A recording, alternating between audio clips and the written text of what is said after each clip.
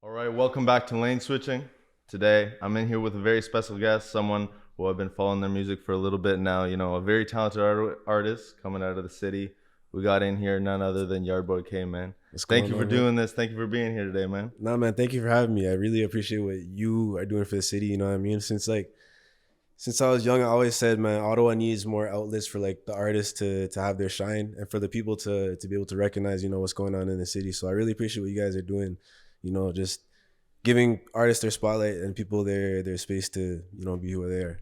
Most definitely. Yeah. And some of the hardest thing about being an artist is all the extra stuff that goes along without just making music. Making music in and of itself is a task, but when you have to, do the marketing and all that extra stuff, it can get a little tiring and kind of take away from like the love of the music. So it's always great to have like the outlets to keep pushing it. Yeah. But I want to start like right from the beginning. Ooh. Just tell us about your upbringing, life before music.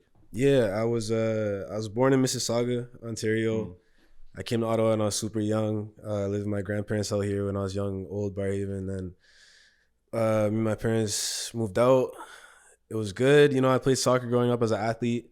OSU, since I was Shit, young. eh? Yeah. Force Black. So I was really into soccer. Did that throughout most of my like youth. High school, I played a bunch of sports too. I was like volleyball, track, all that type of stuff. Uh, how did I get into music though? I just kind of like, so I'm the oldest of my brothers, and I have two younger brothers, but like I have a bunch of older cousins and stuff. So like, they would always put me on like culture, just like BET, MTV, much music and stuff like that. And then I just started like falling in love with hip hop culture. First, actually, though, was music like in general though that kind of got me into hip hop. Like, so I'm a music fan first, and like my parents would always play like old reggae around the house. They play old soul stuff, uh, a bunch of R&B, and that kind of like got me into a love for music. And then from there, I just kind of like picked up a mic and started going. So that's where it came from. Yeah, that's super dope. So when did you actually like start recording yourself? Like when was the first year where it's like, okay, well, let's start making music for real? It's kind of like a two part thing. So like I started with my brother, just in he'll laugh at this. Is we were in our laundry room, and we had a old headphone mic, like like the how the old Apple mics had the Apple headphones had a little mic on the thing. Yeah. We would just like plug that into the laptop and load up beats, like YouTube beats or whatever, and then put it in Audacity. And me and him would just like rap back and forth, and like that's kind of how I figured out the punching in method, actually, because like me and him would just like hold the mic next to each other and pass it to each other, so we just have to literally like punch in without cutting takes. Yeah. So that's how I kind of started making music in the first place. And then I'll just put little songs out on SoundCloud, do stuff for me and the homies to listen to at school, whatever. And then I think honestly, I was doing that for a while, and I asked her, actually, I was like, "Yo, what'd you think if like I actually started doing this and started like making tracks and trying to like drop them in?" She was like, "I don't know. I think you have a little spark or something. There's a little something there. It wasn't what it is today, but I think she could tell that it was something." So then from there, I kind of started dropping more tracks, started putting stuff out on Apple Music. At this point, I was still recording on the headphone mic and Audacity. And then I got my first USB mic. So I started, I think around that time, I made my song Demons, which like I started shooting videos and stuff like that with Stain. And it's kind of started snowballing, really. But then I got to a point where I moved out of the city. I went to Toronto. And then it kind of slowed down a bit just because I wasn't here with my network and doing all the things. So I was still trying to do it out there, but it kind of took it hit kind of a ceiling. And then actually, I think, well, I don't know if you want to, but I came back and I started linking up with Aligo. Yeah. And then from there, like it just took off. Like I started taking music super serious. Like I really started applying myself, and then I guess that's where we got to today. That's super dope. So Ashley, how did you get the name YardBoyK?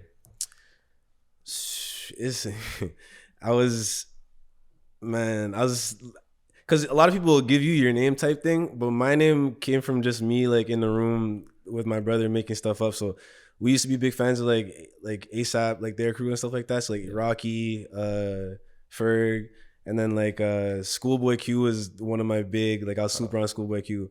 So I just had in my head, okay, I need something for like the fans to be able to chant, So I had to be three syllables. So Schoolboy Q, and Schoolboy Q. So I was like, all right, I'm half Jamaican. My mom's side's Trini, my dad's side's Jamaican, so they say Yadi, But I was like, all right, yard boy, because also like schoolboy type thing, but like I was in the yard like at school type thing. So it's kind of two, yard boy, and then my name's Kai, so YardBoyK. And that's how I came to be. That's super, super dope. So, Yeah. you know, it was 2018 around the time like you started dropping stuff on like streaming platforms, music videos, all that jazz. In comparison to 2018 to 2023, what do you want to accomplish with your music now? What's the goal? You know, what's the vision with your music career? Going forward, I've just tried to be more intentional with the stuff that I'm putting out and with how I'm representing myself and the music that I'm making. Because I feel like when I started out, I was doing stuff that I like to hear, but also stuff that I thought that other people would want to listen to. And more so now I'm doing stuff that, like, I'm making music that's true to me and that I would want to, like, I'm making music for me so that other people like me are going to gravitate towards my music. You know what I mean? And just being more like transparent in the music, attention to detail, quality is a big thing that actually, like, working with Aligo kind of helped me sort out for myself. Just like, cause I can, you know, produce a high output. Like I can make a bunch of songs just as I used to do. I was just in my room making songs every day. I'm like 3-4 songs a day. Yeah. But to actually take the time and go into each of those 3-4 songs and like, okay, what can I do better here? How can I change up the melody here to make it more palatable? How can I like elevate the sound of this? It's stuff that I've been trying to work on going forwards, and that's what I'm trying to do with my music. That's tough. You actually just mentioned Aligo. When did you guys initially start linking up and making music? And like, how do you know him? So he's me and his little brother, who's the same age as me. He's older than me.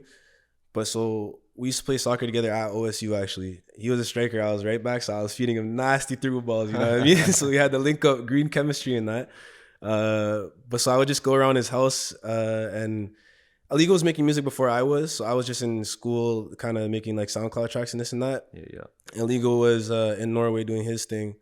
And so whenever he come back, I'll just like come by the crib and rap in the basement with him. I'll show him my tracks and this and that. And this was like years ago, it's 2016, 2015. But so from there, it kind of was just like at a spot, like he knows what I'm doing, I know what he's doing. And then COVID happened. So full circle moment, I come back to Ottawa, he comes back from wherever he was. I think he was out in London. And I think he called me up and I didn't even want to go. It's crazy. Cause I was on my own timing. Like I was running around doing my thing, probably about to go see her, link the homies or something. But actually, no, he didn't call me. His younger brother, Eric, called me. And he was like, yo, Aligo's trying to start something. He sees a lot of talent in you. He's trying to start working going forward. There was the producer that we worked on with Painted to Glory, Doc Jones. He was like, I want to start something with the three of us. And then he had our manager, Mezzi, over at the same time. And he brought me over to his basement. And then from there, we chopped it up. And that's how that's honestly where Painted to Glory started. Like he pitched me the idea of Glory. I think he showed me the beat in the basement. And then within like the next week, we went out to a studio session and knocked Glory out the park. So that was the first song that started off the project. And from there, it was history. You know what I mean? We just kept going. Painted to Glory came super easily to us. It was like session after session, we just knocked it out. And then we perfected it for a few months afterwards. And yeah, and that's where we're at. Yeah, I think that's, in my opinion, one of the most slept on projects that's come out of Ottawa, Paint to Glory, the EP. If you haven't listened to it, go give it a listen. But let's just talk a little bit quick about that EP. It's, super tough. I've been listening for a minute. Like, how did that come together? What was the initial idea with Aligo to have that collab project? It's like I'm a big anime fan, so I always say it's like a fusion dance, like Goku and Vegeta type thing. Like it's two people who are solidified in their own like space. Like he's a very different artist than I am, and we both bring something different to the table.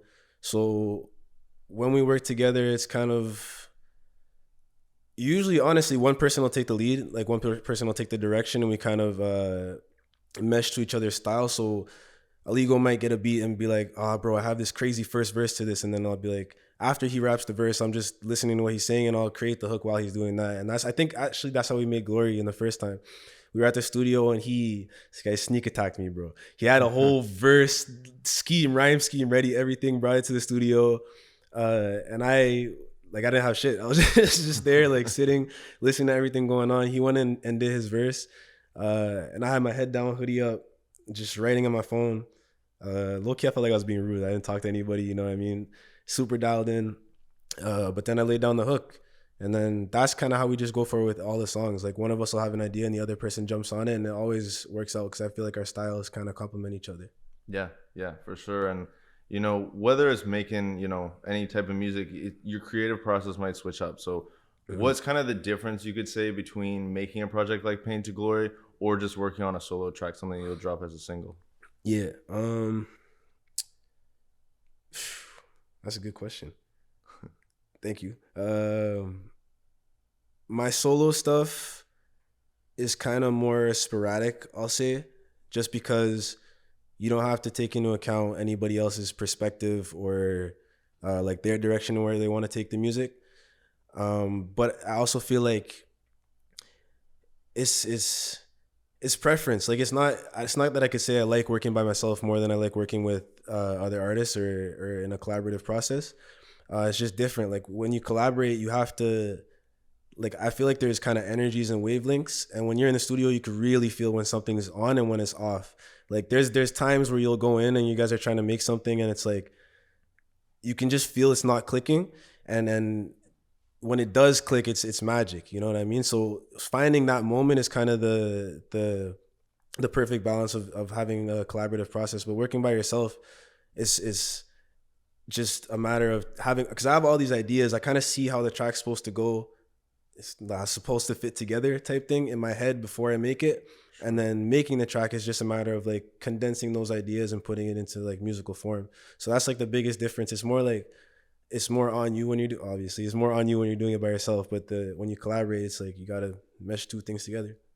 For sure. What do you think, what's your biggest inspiration when you go into the studio? What usually gets you motivated and gets you up to create, a track, get in the studio and do the work? Yeah, I fell in love with like 2010s. Honestly, like the energy from like 90s music and 90s hip hop, but like I feel like because I grew up in the 2000s, like the early like Wayne, Nicki, obviously Young Money, like Big Sean, Meek, like those guys, even like Wale, that motivates me. Like the way they would go into the studio and like try to, even like Kendrick, Cole, like the way they try to go in the studio and take off everybody's head every time they're in the booth and like really strive to be like, I'm the best, but like I'm the best in the sense that I make the best music. I'm the best at this creative thing. Like just that pride and that self like respect that you have when you're coming to attack a track.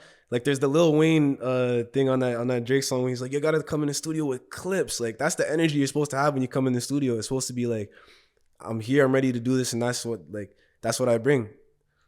That's what inspires me when I go in the studio. Honestly, like my biggest inspirations coming up was definitely a Lil Wayne, obviously Drake, all the guys I named before, and then like other energy too, like even like Lauryn Hill, Bob Marley. Bob Marley super, because just like the energy he brought to music and the philosophies that he brought, while saying like super simplistic phrases, you could just feel so much energy and weight behind it. So like that also motivates me to want to incorporate that into my music. For sure. And it's been a minute, but when can we expect some more visuals and maybe a live performance? I think it was last summer, correct me if I'm wrong, you did some work with House of Paint. A little show with them. Yep. When can we expect another show like that and a music video to go along with some new music? I don't have any dates for you yet, but I can say super soon. Me and Aligo have like we got some stuff in the tuck. Me and Aligo have a lot of stuff in the tuck. A lot of content's coming soon, a lot of music.